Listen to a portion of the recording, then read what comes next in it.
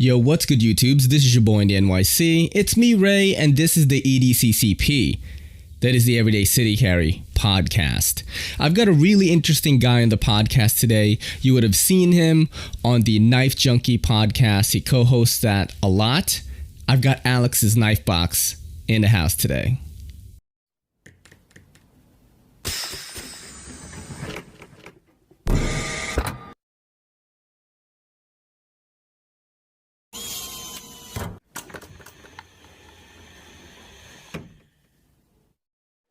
Yo, what's going on, guys? We've got Alex's Knifebox in the podcast today. What's up, man? Whoop, whoop. What's up? How are you holding up? First of all, like, where are you located, and how are you holding up with this whole quarantine situation? Well, I'm located in Los Angeles. Holding up pretty well. I mean, staying in the house as much as possible. Yeah, same, man. What's crazy? I haven't left my apartment for this coming Monday is going to be a month exactly. I've only thrown out garbage. That's it. But being a true nerd, man, I can stay indoors like as long as I want. I've got plenty of knives. I've got plenty of things to do, but it's getting crazy over here. Yeah, that's what I heard. It wasn't until this week that I didn't hear of any news that people in not my immediate circle, no one in my family has it, but my mom's friends are like dying off, dude. Some of them got it. God. Pretty sad stuff. My mom, like every other day or so, like, oh, my best friend Josie, she's like all Filipino, my best friend Josie got it, and her father also had, you know what I mean? Mm-hmm. And I'm like trying to make light of it right now because that's just what I do, but pretty crazy, right, man. Pretty crazy right now. Yeah, it's kind of a similar situation out here. No immediate family or friends, but friends of friends. Getting sick and passing away, and it's kind of brutal. It's a real reality check on how fragile life is. Yeah, man, and it's crazy because most people aren't gonna get too fucked up from it, but right, if you do get the full, thing, then you're gonna get really messed up, man. Yeah. Whoa, way to start the podcast, Ray. Getting dark right away, bro. What'd you do today, man? What'd you do today before we got on the pod? Anything cool? Just hung out with my daughter, and then working on a script for a new video I'm doing pretty soon. So that's pretty much all. Yeah, I watched the video you did. I forgot which knife it is. It's kind of like a dagger style. Your friend did both edges. The latest one that you got on your channel right now. The Sharp by Design Arch Nemesis. Great, yeah. You script your videos?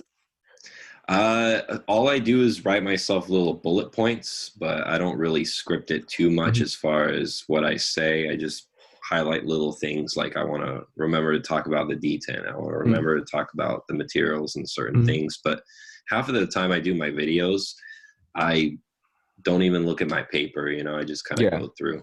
You seem to be extremely knowledgeable, man. Like every time I watch and I interview other people in the community, I'm like, man, these guys know so much, and I kind of get scared. Not scared, but I'm kind of hesitant to approach people that are have maybe been in the hobby for a long time and know a lot more than I do, because they're going to, might think like, oh, this guy's a fucking noob or whatever. But I'm slowly starting to learn that, most people are very welcoming in the community. That's why I'm here, man, because Absolutely. I've only been in this hobby for a couple of years. I discovered this maybe 3 years ago when I started my channel, like started learning that, oh shit, like I'm not just going to buy an M-Tech, like there are all these other brands. I'm starting to learn more and more about some of the higher end stuff now. But how long have you been collecting? I've been collecting since 2013. So not that long, but a little while. But the knife industry's changed over like 3 or 4 times between that whole time that I've been collecting. So it's been an interesting kind of journey. Started out, with Benchmades and stuff like that, like everyone else. And then over time, you start, you always tell yourself, well, I'm not spending more than $300. well, I'm not spending more than $500. That's stupid. Well, I'm not, and now it's surpassed $2,000. And That's, yeah, it's a sickness, man. yeah, I have it. You know what I mean? Like Yeah. I'm kind of where you were describing just now, where it's like, oh, I'm never gonna spend $2,000. But if I had it, like, would I? I mean, I'm in this case with Uber. I've talked about this on my podcast so many times, where I was the passenger and we got T-boned, and I was in the passenger seat up front. So my side guy. So I'm definitely gonna walk away with some. I had to get shoulder surgery. I got like pretty fucked up. But if I had that chunk of change right now, would I hit up Brian Ty? Would I like try to get on somebody's books? Maybe I would. I just don't know. I listened to the Sharp Talk podcast, the one with Advanced Knife Bro in it. Oh yeah. Because he is one of my inspirations for like trying to keep things a little cinematic. His videos are just so different. Like he puts a lot of work into it. I love the dry humor he's got going on throughout, but he's also a very knowledgeable guy. Like, how did you link up with him for that podcast? You know what? When I do my podcast, I literally just message people, hey, I got a podcast. Do you guys want to come on? And they say yes or no. What? And I've been a big fan of Advanced Knife Bro for a very long time now. There's those channels out there where guys are super meticulous and super all about the detail and the mechanics of the knife. Like Mark's not like that at all. Mark's pretty much about the filmography, the scripting, and he's awesome. I think his channel is definitely by far my favorite out of anybody on YouTube, just because it's so entertaining and it's so much fun. I don't have to know everything about the knife, and I've actually lent him a couple knives for review. One of them he destroyed. But in all fairness, I told him, just beat the crap out of it, kill this knife if you can. Wow. Like it was a very weird knife that I bought. That was a French knife with a really weird lock, and I sent him my AD-15 for review to compare with the Cold Steel. So yeah, we've been chatting it up here and there on IG and stuff. He's a cool dude. He only lives like 40 minutes from me, maybe an hour or something. Oh, like shit. That, south. Yeah. I didn't know he was in California. Originally, he wasn't. Okay. Even Nick is there now, right? Nick Shabazz is in California now too. Yep. That's crazy. When you did that podcast with him, did you know him beforehand, or you just kind of like took a chance and messaged him? I definitely talked to him beforehand, because the first thing I reached out to him and just let him know what a fantastic job I thought he was doing with his channel. And he actually replies to most of his comments. And then he posted on Instagram one day that he was doing this Cold Steel AD-15 video. And I watched that one too. Yeah. Yeah. And I messaged him. I'm like, hey, do you want to compare the custom with the production? I have one. So I sent it to him. And then we started chatting ever since. He didn't destroy that one, so that was nice. That's good. Which is okay, because that knife's been redone since anyways. Yeah. So. Now, this is something that I always want to ask people that are as far into the hobby as you, right? Is like, are you guys all nephews of Scrooge McDuck? Like, how do you afford all these fucking knives, man? You know what I mean? Like, do you sleep on like pillows made out of money? Because I don't know how like you guys get the cash for that. So when you start collecting, let's say like I would say the massive majority of collectors that start out will buy at least 20 like $100 to $200 knives. Okay. They'll have like a little stack of production stuff. Now, if you take those production knives and you add up all that cash you spend on all those cool little $20 knife or $100, $200 knives, put that money together, and then you start realizing, wow, that could have been like, like a sheer grow off. Yeah. Right? Yeah. So then what you start doing is you start selling, consolidating, and, And I mean, I make an okay living. I work at a car dealership, you know, as a Yeah. service writer. So it's a little bit from my pocket, and then it's also making friends throughout the industry. You know, some people have offered me nice discounts on some stuff. So, How um, many knives do you purchase in 1 year? Like 10? no, more than that for Oh, sure. even at that level? Uh, yeah. Well, lately not so much Yeah, since yeah, I'm yeah, furloughed. right. But on average, so the way I started collecting knives, and I'll get back to your question, but Sure.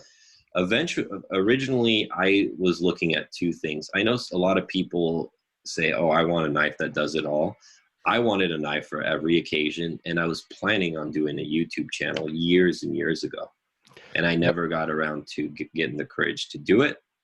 So I just kept hoarding all these knives, and they were all like, they could have been like $20 Smith and Wesson to like Benchmades and Spydercos and so on and so forth. So over the 6 or 7 years that I've been collecting knives, I still have a lot of those knives I originally bought. And it started out, you know, one a month, maybe two a month. And then lately in the last year, I've been in this whole refine and reduce kind of mind state of mind. So I've been selling a lot of stuff to replenish, but I've been getting on average maybe like 3 or 4 knives a month. Man, of things that are like 500 to 2000 like range, Well, or nah, you how know, I many mean, of those knives do you buy a year? Like the big boys, you know what I mean? uh, probably like 15 of them, maybe. Holy shit. But Yeah. you do resell, right? Let's But say, then I resell stuff too, exactly. yeah. So like last month, for example, I sold my Browns Exponent. I got like 600 out of that, and then I sold another like $600-700 knife, and then I replaced it with a $1,400 knife. Wow. So you've got like a whole thing that you got going on already. You know who to hit up, who might like this thing. That's awesome, man. You know, I wonder if I'll get there. You know, my family just started a CBD business. We Mm-hmm. wanted to get in on the ground floor before the boom fully happens, which it 100% will. You know, so I had to take like kind of a huge cut out of pay. Not that I was making a lot of money already, because as we were talking about on Instagram, I was a DJ and music producer for 10 years. Wow. And that was for at least 5 of those years, I only did that. I didn't have a job. So I moved back in with my mom when I was 30 years old. I called her. I was making like close to 100K like a year. And then I hit her up. I was 30. I'm like, listen, I'm going to quit my job. I'm going to move in with you. I'm going to make music. But you know, being Filipino, it's normal. She was like, okay, you know, just Yeah. I went in there, and while I was making bank during certain gigs, like I got invited by Riot Games, who the creator of League of Legends. They did PAX East, and they were like, hey, we want you to DJ our after party. They paid me $3,000 for an hour. Wow. Yeah. But those gigs, since I was at that level, were very few and far in between. So in New York City, like Pacha nightclub wouldn't want to pay me like $50. You know what I mean? But out of Right. state, like it'd be different. So yeah, so I had to take a pay cut. I was in an office job, and I had to take a pay cut with this A-list CBD thing. So I haven't been buying knives, dude. The last knife I bought, maybe Dylan Mallory's Small RKO or something. Mm-hmm. And I'm part of this pass around group that Zelric, Stasa, and Blade Banter started, and it's kept my channel afloat. I have viewers that send me stuff. You know what I mean? Like I have this custom knife factory More 5. That's probably, I would never be able to check this out. You know, like does this do anything for you? Is it like too? You don't? That Yeah, knife is awesome, man. That was a huge hit at the time that it was out. yeah, I've had quite a few custom knife factory knives. Still do actually. Well, I have one left, yeah, yeah. but Yep. Go ahead. it's great, man. That's what the knife community is all about, and I want people to understand too. you know, I obviously have all this fancy stuff, and I started doing doing my first few reviews were getting my feet wet with some more production stuff. And then as soon as I started bringing out the bigger, more expensive stuff, then I couldn't stop. So now I'm trying to flow back into getting these less expensive knives. But people got to understand, just because, you know, you're holding like $1,000 blade, like it doesn't mean it's no way near any better cutter than maybe like a $200 or $300 knife. You buy these things only for the nostalgia of it, or if you're a collector, it's kind of got some cool factor to it. But cutting tool is a cutting tool, man. I mean, shit, you can get a Civivi for like $60. That's a fantastic knife. I mean, it's ridiculously good. I just did my first review on the Asticus. That was the only Civivi knife I ever bought. Yeah. And I was blown away. I mean, it had stainless steel liners, but they were completely skeletonized. And like, it actually had solid ball bearing pivot. It had, you know, like that carbon fiber ply like Spyderco makes. And then the plastic backspacer was flush as hell, you know, like to the rest of the knife. The centering was perfect. It was thin behind the edge. It had like all the qualities of a fantastic knife. That's what I have on me today, actually. That's funny that you mentioned that. I forgot. I was looking for it on my table. I was like, where the fuck's the Asticus? And it's like in my pocket. Yeah, I love Civivi, man. I remember I watched the Knife Junkie podcast, the Thursday one, the live one that you guys just did. Dude, first of all, absolutely amazing production value on that show. Oh, yeah. Like, I was like in love with how everything was going on, the little chat window, you know, people coming in. Like, I love that. I wish that I could do something like that, because that's kind of like what I'm working towards, you know what I mean? But I have no budget. Like, I do all my podcasts by myself. Sometimes I do solo ones. I try to have guests on. I love that. What was I going to ask about the fucking Knife Junkie? Well, you know, Jim and Bob do that for a living. Like, they have access to all the best equipment and best programs and stuff like that. So they work on other shows or something, or? Yeah, they actually do their own podcasts, and they do like interviews and stuff like that. Yeah. For all kinds. That's what they do for a living. Yeah, clearly it shows, man. You know, I got into this because just like a lot of other people, you know, they listen to Joe Rogan, they watch like all these podcasts. I kind of come in from that sort of thing. I listen to a lot of comedians talk shit.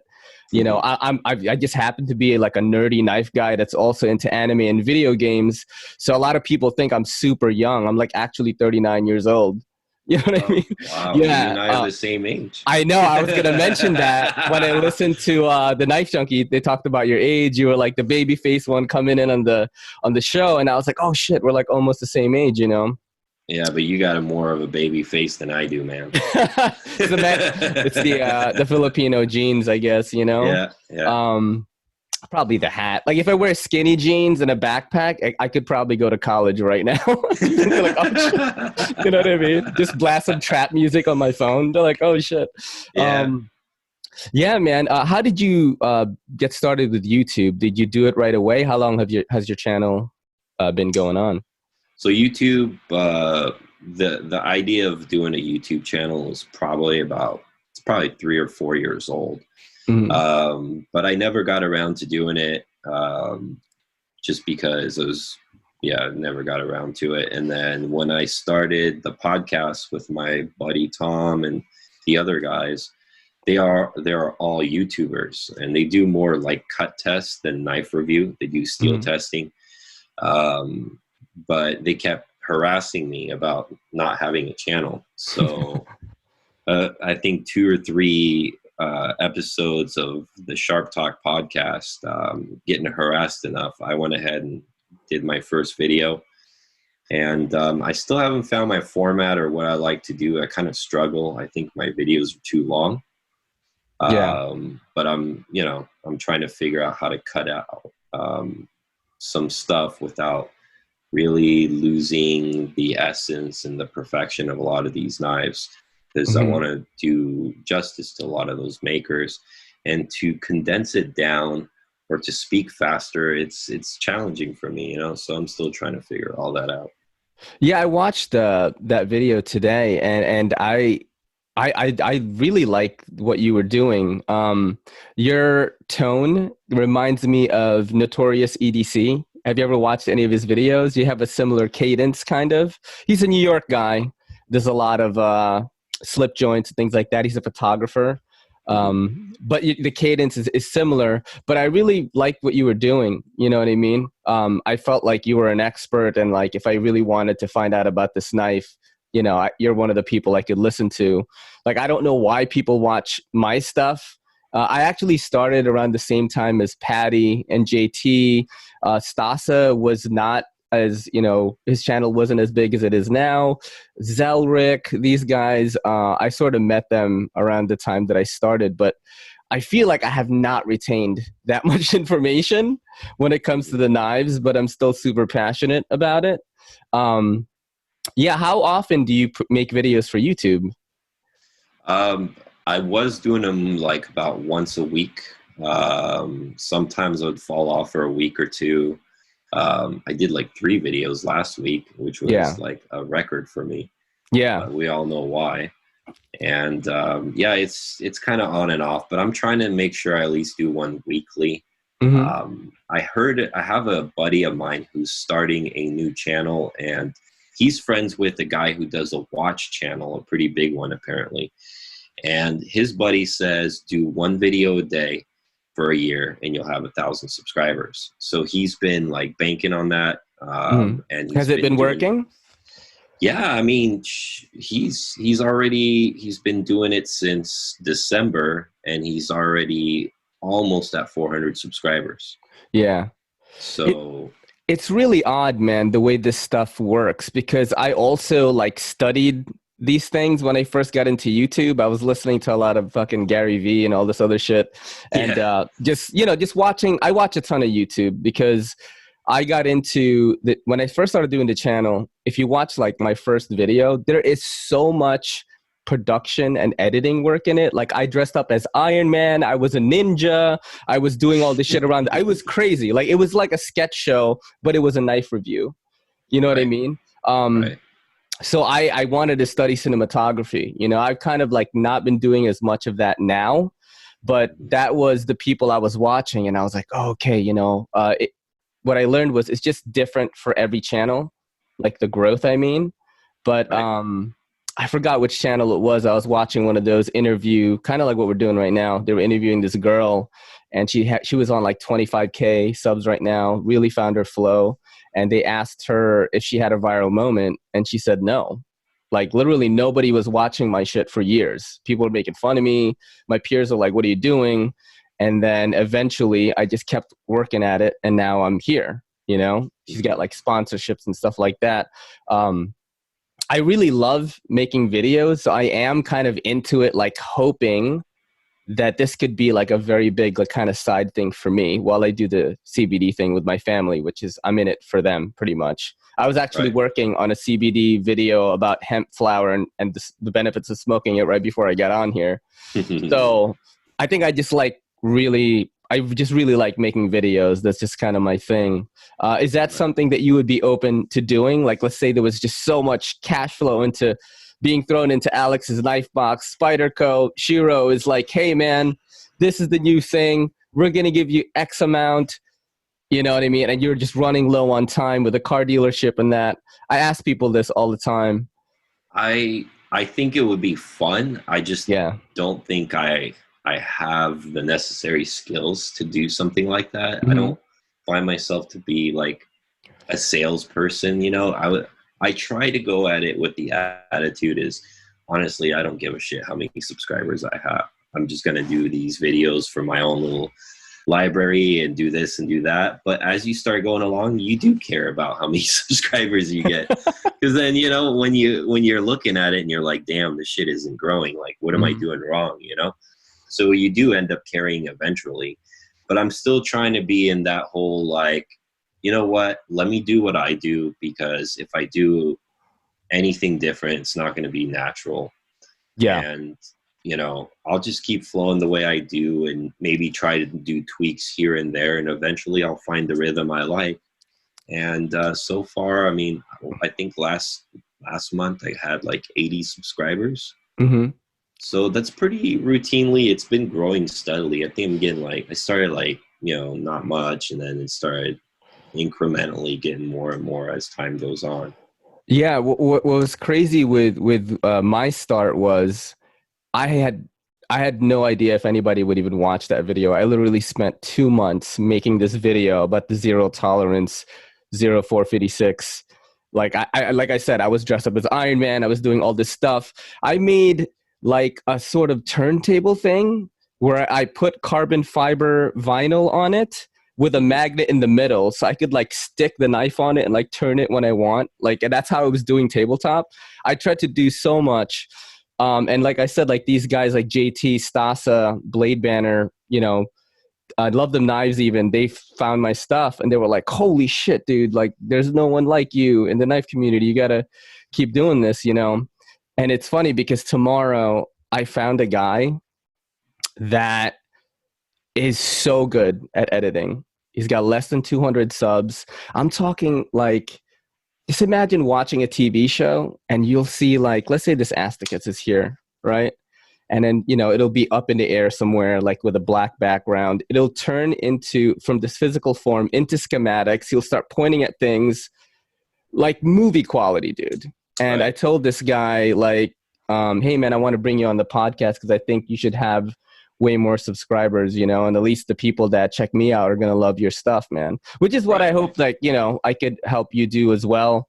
I'll definitely be, because what I do with these podcasts is I put up the podcast and when it gets into my Instagram rotation, I chop this podcast up, which is probably going to be an hour or so, into little 15-minute bits on my Instagram stories that I post every day. That's just how I do it. And it's been working. More people are discovering my channel actually, and yeah, I hope it helps you out, man, because you do some pretty cool stuff, dude. How'd you get hooked up with the Knife Junkie? Is that something you do regularly? That is something I do regularly with him. I'm one of the. I think I've co-host that Thursday Night Knives more than everyone else. Yeah. But he's always putting me on, you know, and me and Bob have become good buddies now. Mm-hmm. And he's got like some other, I mean, it was me and Slicey last Thursday. That was really good, man. Yeah. And then, you know, after we shut off the podcast, me and Slicey were still going for another like 20 minutes. And Bob's like, I got to go to bed, guys. You know what I find really cool about the Knife Junkie, especially that live stream you guys did, is I saw just how much joy these people had just going in there, you guys knowing who they were, saying what up to them. Because, you know, if you think about it, like us EDC, like us knife guys, we're like outcasts, but we're like a niche group within outcast people. You know what I'm saying? It's like there isn't really a place for me to go in New York City, especially, where if I whip out a knife, people aren't going to freak out like I'm going to rob somebody. It's just, it's kind of annoying. You know what I mean? Because I'll be in my shop, right? And I'll be like, you know, just flipping a knife like we all do, right? Right. And then one of the owners would be like, you going to use that? And I'm like, to cut cardboard. You know what I mean? Like, I'm not robbing people, man.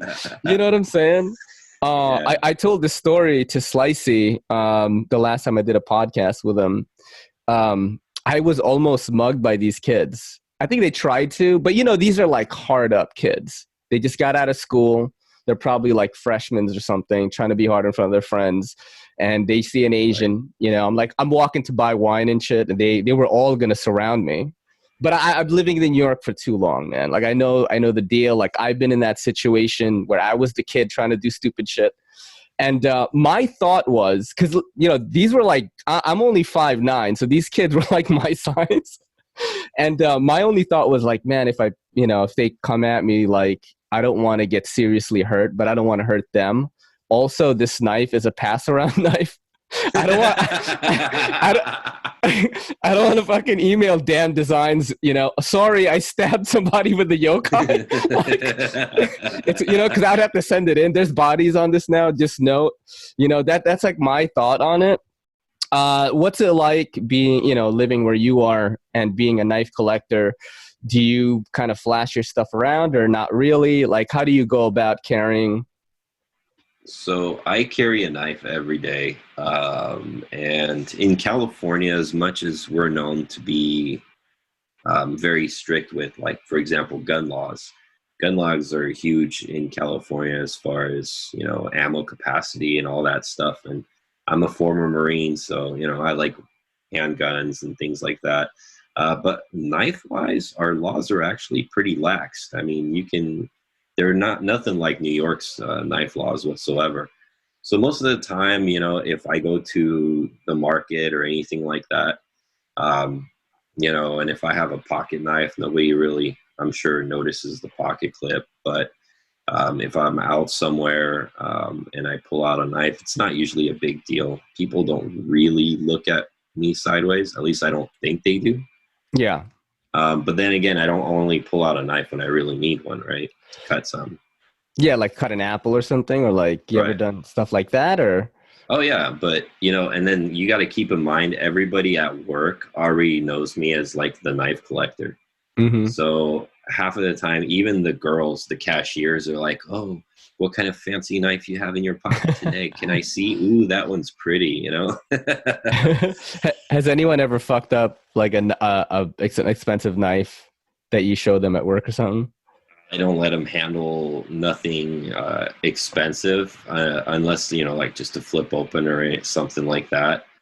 Most of the girls, like, I don't know why the girls at my work always ask, like, to look at the knife, but, then I'll deploy it for them, and then they'll grab it and they're like, ooh, kind of looking at it. And they're like, so we play this game, I say, okay. So I'll say to them, like, for this one, I'll say, okay, this one's a full titanium knife. It's manufactured in Russia. It's got this premium M390 steel, which is really, really good stuff. It's got lightning pockets all on the inside. How much was this knife? That's a good game. How much game? Yeah. And, how much is that knife, actually? This one, I actually paid $8.95 for it, but I think they retail for like $1,100. This is one of those Monkey's Edge exclusive Chirograph F95s. Wow! Which, obviously, crappy light, but it's a frag pattern one. It's kind of cool. Awesome. Man, I what's crazy? I'm not up to that level where like I could tell Shiros apart because like I don't know a lot about them. I know what they are, so when I see it, I'm like, oh, that's one of his. So dope though. So with hold on, give me 1 second here. Is there anything else that you have on you right now? Let's do a little bit like show and tell, so knife people can. I didn't bring anything else with me, but I do have my buddy that's starting out his channel. Yeah. I left him in this room for some reason. But he loaned me this Todd bag Glimpse. Yeah, we know that shape. Yeah, that's the one and only. So awesome. So I'm going to be reviewing this one. Wow. He also gave me this thing. This thing scares the shit out of me. I have some large knives, but Dirk, it's the YouTube channel is Dirk Warning. Dirk Warning, like DIRK Warning. Yeah, okay. Warning, which is I think WERNIG ING or something like that. All right. And he collects these monsters. He's like the Medford fanatic. So this is a Viper. Wow. This thing is just massive. I'm like, you sent me this for review, man? I don't even know where to begin, but it's pretty rad. Yeah. And then the last one he brought over to me for review, which actually I requested this one because I'm not a huge Medford guy, but I do appreciate some of his knives. And I always thought this Micro Praetorian looked pretty rad. Wow. So this one's got a Vulcan finish on it, and all the hardware is flamed. It's all sculpted. It's kind of hard to see because of my crappy light. There we go. I remember he made a comic book, right? About like the Medford. Yes, he did. Did you read that? I never read it. I just saw like an ad that it was for sale. I was like, what in the hell is that, man? Only Greg Medford would make a comic book of himself. No, it's like about a kid like learning to use it for certain like uses in everyday life or some shit. Like he helps people with it. Yeah, of course. The Cape Crusader of knives, you know? That would be something Greg does, man. Yeah, Greg's a wild card. Yeah. Who's like one of the most eccentric like knife designers you've ever met? That's like just quite a character, you know? You know, Brian Ty was actually really kind of an interesting dude. And when I approached him, because if you know what Brian Ty looks like, he doesn't look approachable, right? He's got the white beard and the glasses, and I see his Instagram. So, like, you can't tell if he's, like, Doc from Back to the Future or if, like, he just got out of jail. Like, he's got that kind of vibe, you know? Yeah. And when I walked up to him and I said, hey, you know, I just introduced myself. I said, I love the knives you make. Asked him a few questions about some of the integrals he made. Man, he was the most pleasant, awesome guy ever. But he didn't quite appear that way. You know, when you first walked up, you're like, is it cool? And he busts out with this really big smile, you know? Yeah. So that was a fun knife maker to me. I mean, I think all of them were pretty special in their own way. I haven't met him, but I used to talk to him a lot more. But Michael Ziba is in your hood. Yeah. I looked up. This is when I was still working in the office. I was in the jewelry industry. I was a logistics manager, making sure all the shipping gets fucking shipped is a nightmare, right? And I was like Googling like knife industry jobs in New York City, and his shop like popped up, you know. And I was like, fuck, I don't know anything, you know. But it was cool. That's how I heard of him. Mike is the coolest dude, man. You should go check out his shop. I'm sure he'll let you tour. I'm a big Mike Ziba fan. I have quite a few of his knives, and really good customer service. And I'm sure his place would be really interesting to see. Yeah, maybe I'll do a vlog there, man. You'll be like, oh shit, you know, New York City YouTube guy. It's weird. I still don't know where I fit in this whole knife thing. You know what I mean? There's no one really doing it quite like the way I do it. Like I do vlogs sometimes around the city, like not knife related at all. Like people just kind of like seeing what Kelly and I are doing, which is kind of an odd thing. I'm not private at all, like with my life. That's the one thing I think people kind of enjoy. Do you know what this is? This is the Alexander Cheburkov large striege. Yes, I have one of those. Yes, like dude. A guy named Bob B, not Bobby. He's a photographer. We got kind of cool. He sent me a Capara to review, and dude, he just sent me this and the More 5. Wow. Like, yeah, man, it's just stuff like that that's gonna keep me in the knife community. Like people are just so cool. I mean, you and I had just started talking on Instagram. You're doing my podcast. People are just so welcoming. I mentioned this with Neve's Knives last night. I was like, we don't even need a fucking GoFundMe. Like when somebody is hurt in our community, we know them. Mm-hmm. We do raffles. We do all this shit. People chip in money. You know, they win knives and whatever. That money goes to the family of the person or something like that. And I'd never experienced that, man. You know, I came from the whole like nightlife scene, and like everyone's a fucking backstabber. Like everyone. Yeah. You know, so let's talk about your DJ thing, actually, man, a little bit. All right, what were you like a turntablist, or were you just like doing like parties and wedding gigs, things like that? Like how'd you get into it? Well, I exclusively used to spin house music and trance. Oh shit! No way, dude. So that's all I did. And what era did you get into it? Like, name an artist. Oh, I could name tons, man. Yeah, like name one. I that was my world. I got into it, you know, in the trance music scene too, and house. So I started as a raver kid back in '98. Mad Raver Ray. That just Google that, YouTube that, and you will see that I had videos at the pin. I was the Asian kid that was really good at glow sticking. I was that kid with the long bangs. I had blonde hair, and you would like everyone's watching them. I was doing back stalls and fucking kicks and shit, tosses. Like that's where I started in the dance music scene. Yeah. So Yeah, that's so I funny. rolled with a whole crew of Yep. people, usually like 30 of us. Mm-hmm. And yeah, in 98, we started out because over in Hollywood, not far, there was DJ Irene that was throwing her Dude, parties. DJ Irene was crazy. Yeah, Yeah. I partied with her a few times. Oh shit. Yeah, everybody's down in Hollywood. There's a lot of people down here. Mm-hmm. And then in '04, I started doing more of like going to Frisco and going to Mm-hmm. all these other places. And I used to spin vinyl, and I used to Mm-hmm. spin CDJs. I still have all my gear too. Yeah. Still I have all my have vinyls. a DJM 800, like literally right behind this tablet right now. If I turn it around, it makes it Sweet. into my picture sometimes. So 2004, that was like when Armin was on top. Armin van Buren, I think. Armin was one of them. Yeah, before he went super mainstream, which he is kind of now. But I remember in New York City when Armin van Buren was playing, everyone fucking went. Whether you like trance or not, but you were a clubber, because you know there was this whole house trance thing. People were all lined up. I remember that. Those are good times. Yep. Yeah, that's crazy. How long did you do it for?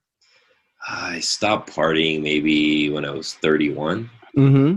Mm-hmm. So, I always was into the music. I still have I think I still have a bunch of CDs I made and stuff like that. I used to spin a lot more more house parties, but I used to do a few clubs in Hollywood and down in LA and stuff. So 31, did you ever go to EDC?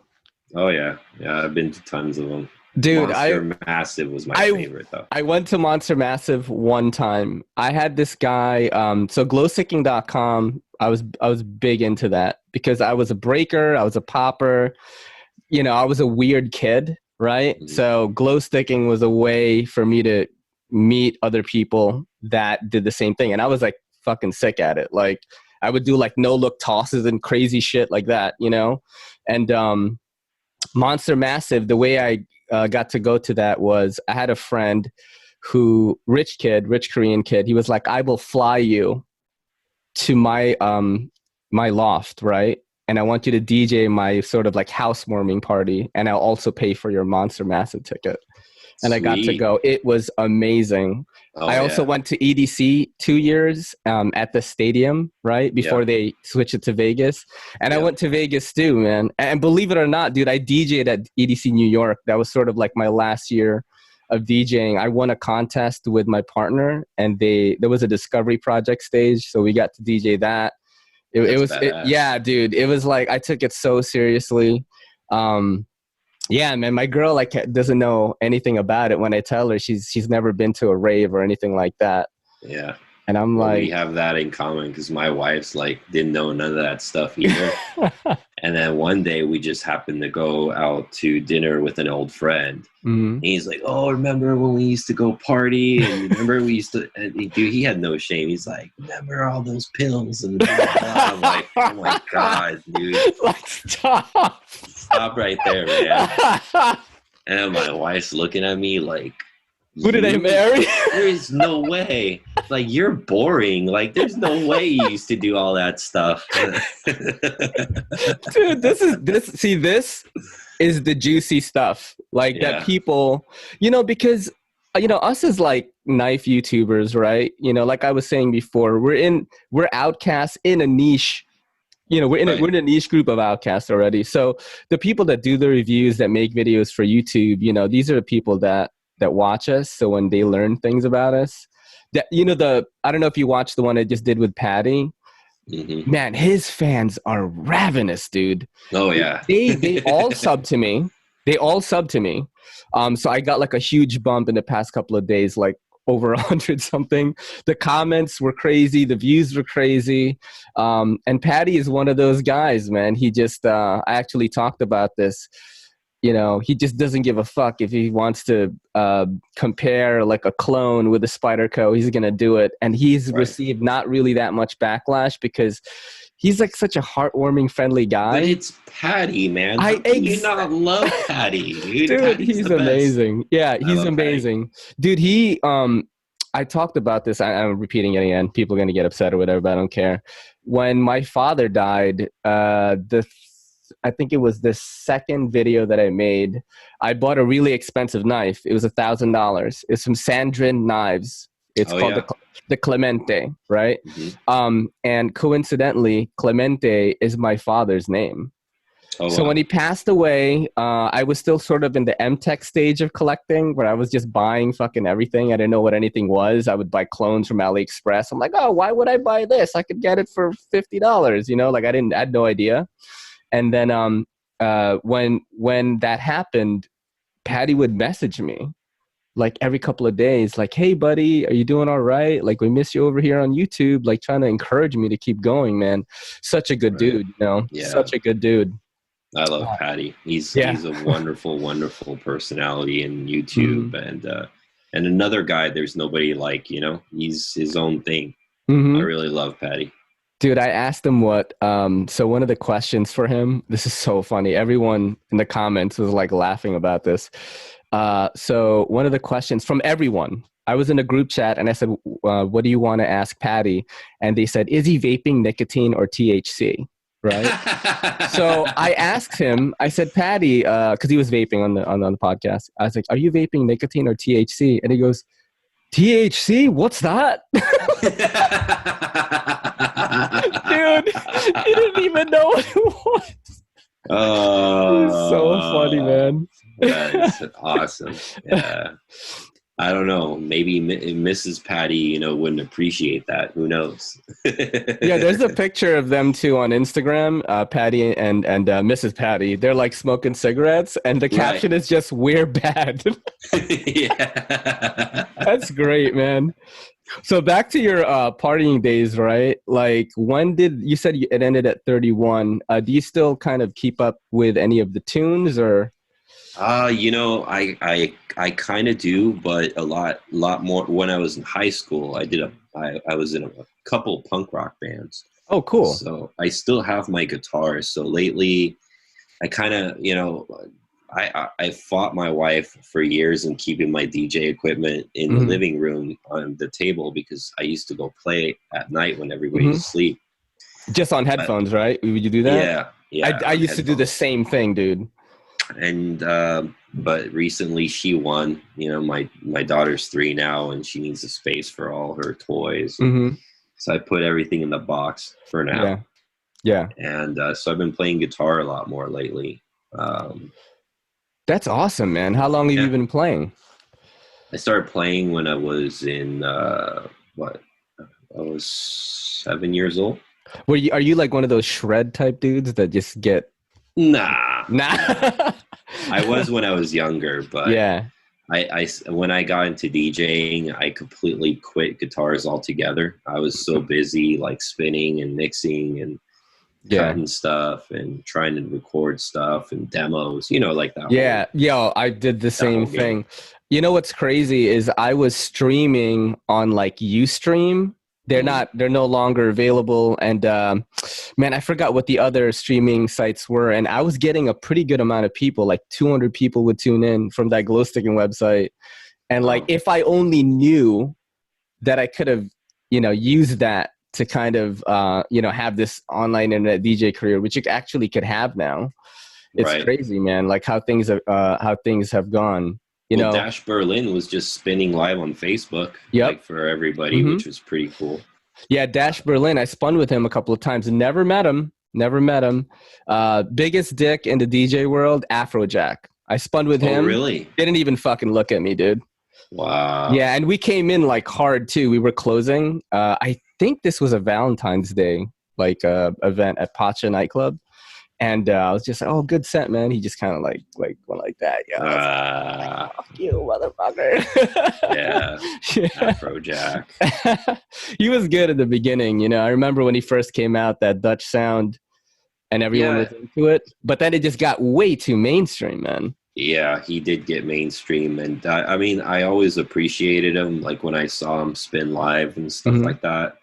But I appreciate it, but it never quite sucked me right in. I was Mhm. always a huge Anjuna Beats junkie. Oh, like Above and Beyond, Anjuna Yeah, Deep. I like Anjuna Deep now, actually. If I yeah, would want to just chill, I actually listen to EDM, more along the trance side, like Anjuna Deep, that kind of stuff. I listen to Madian a lot when I'm like recording videos because I don't talk while I'm recording. I do voiceover, right, so I actually just don't even need the sound. You know, that's right. how I do it. Dude, you're the first person I've had on here aside from Daily Carry Solutions, but he was more of a breaks guy. Hmm. He DJ too. You actually listened to the same stuff that I did, and we're the same age. So it's like Right. really tripping me out right now. So great. Did you ever get Yeah. into like Avicii and things like that?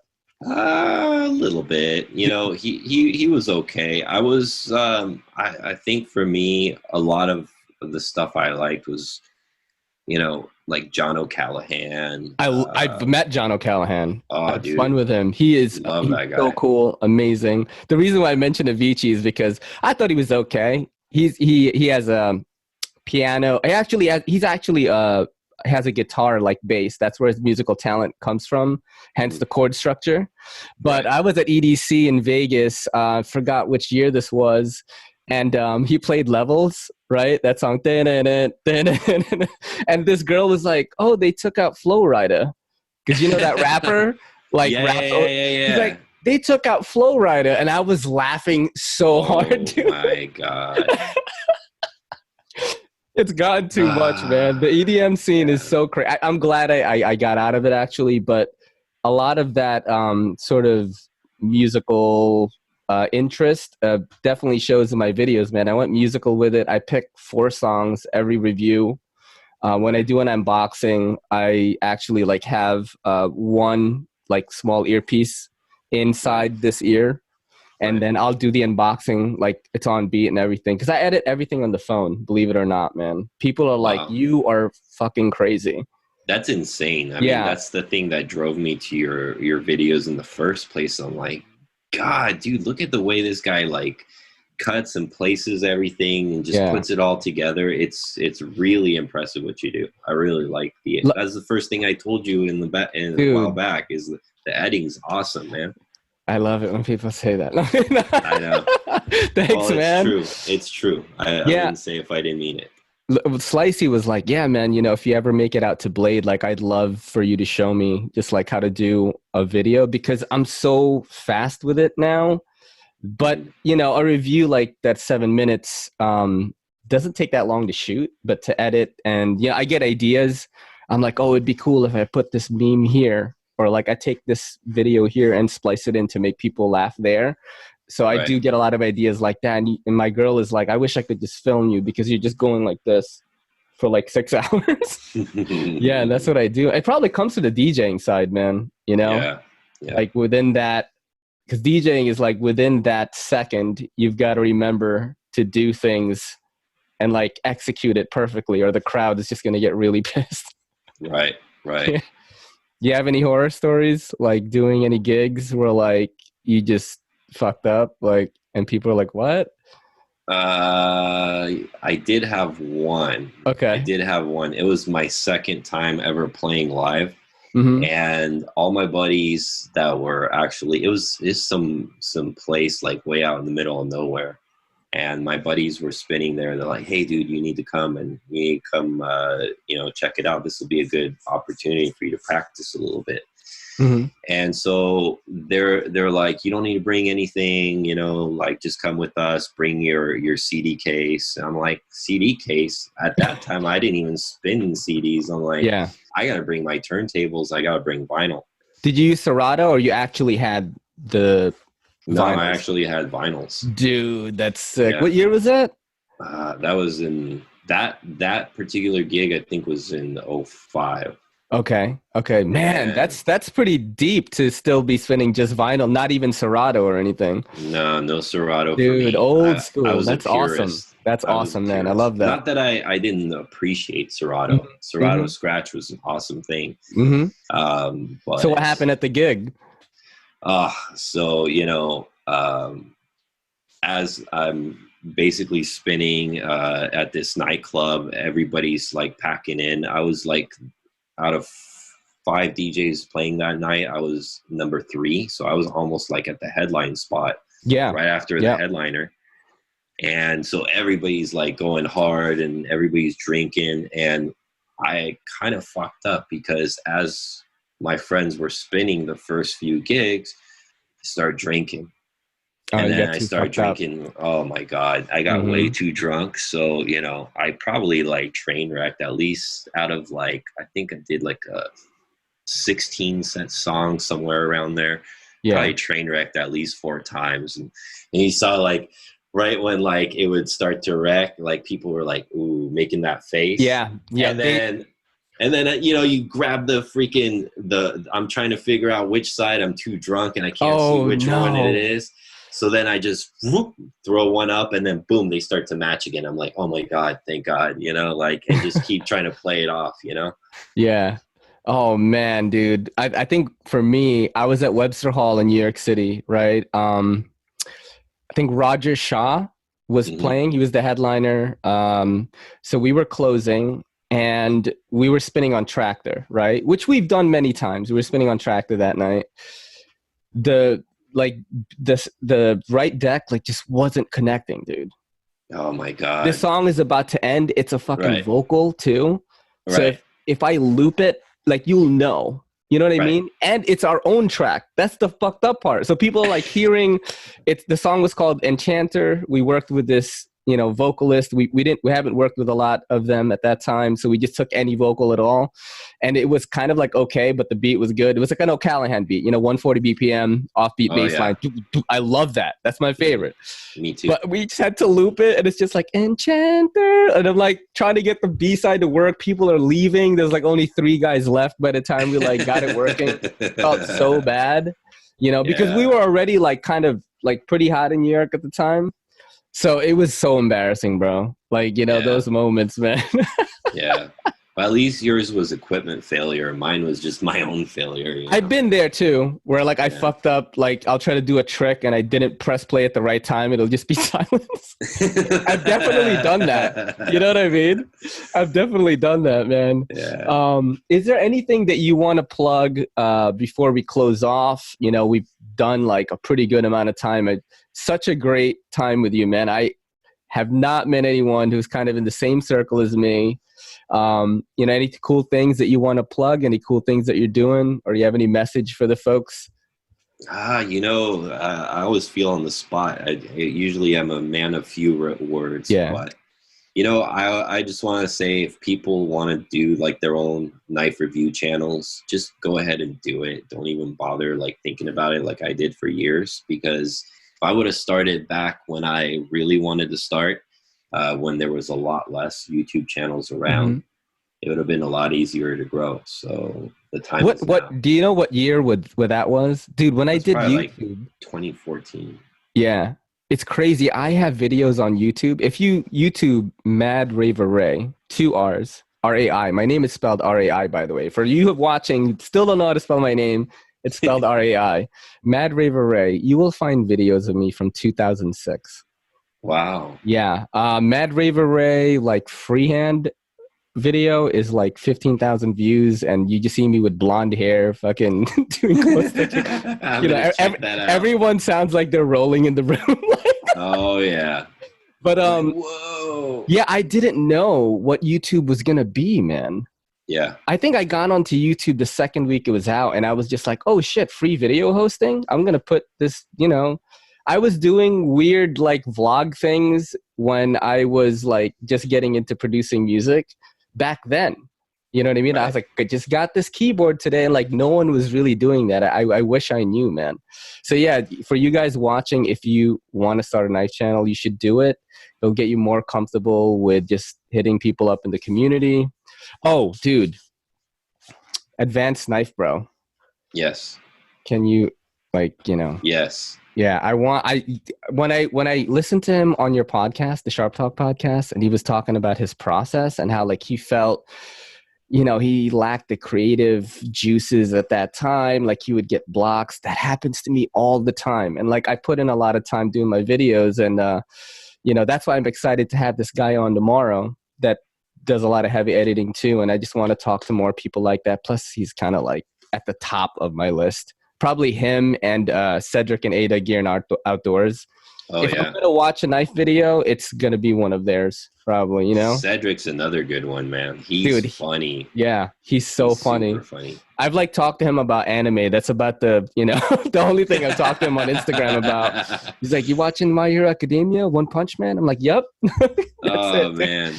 Well, you know, and a lot of these guys, man, they're really approachable. A lot of these big YouTubers. I mean, Yeah. I've even had a few chats with Nick Shabazz and Yeah. you know, like a bunch of those guys. And usually, if you don't come off weird or like, you know, one of those people, like what, like you, if you message Nick Shabazz, what kind of knife should I buy? You can guarantee you're not going to get a reply, right? Yeah. But if you like go up to him, hey, you know, I'm doing this or doing that, or I have a few questions. How do you do Mhm. this? Most of these guys are cool, man. They always seem to reply. And you know, I'm a nobody. I'm a 600 subscriber channel. Dude, that's, you know what? You know, that's how you start it, man. Like it's been a slow crawl for me. If you think about the people that I've started with, Patty, JT, these guys are hitting like 7K, 6K, 5K, Right. Zach stuff too. Yeah, that's another good one. I have less than 1,400. And you know, I'm putting in like all this work. They're my buddies. They're all praising me, telling, you know, people to watch my stuff. Sometimes it's just that slow crawl, Right. and then you have a moment. You know, before we go, I'm going to tell you about my boy, Mr. Old Man. He's a perfect example. He's been doing knife videos for a long time. He has about 25,000 subscribers. Young dude. Mhm. He did an EDC like collection, state of the collection kind of video. He does one every year, and his 2016 one for some reason went viral. Got like 3 million views. Holy crap. Dude, he was getting revenue like $400 a month from that video for years, you know? So this whole, you know, like I was saying before, like you never know, you know, somebody might be like, oh shit, I like this guy. I like the way he talks and stuff. And you just blow up from there. You never know. Yeah, dude, thank you for being on, man. It was awesome to reminisce about the old EDM days. I hope I didn't kind of out you a little bit. No, man, I You know had what I mean? like a great time actually. It's been a while since I've been able to talk about the olden days, you know?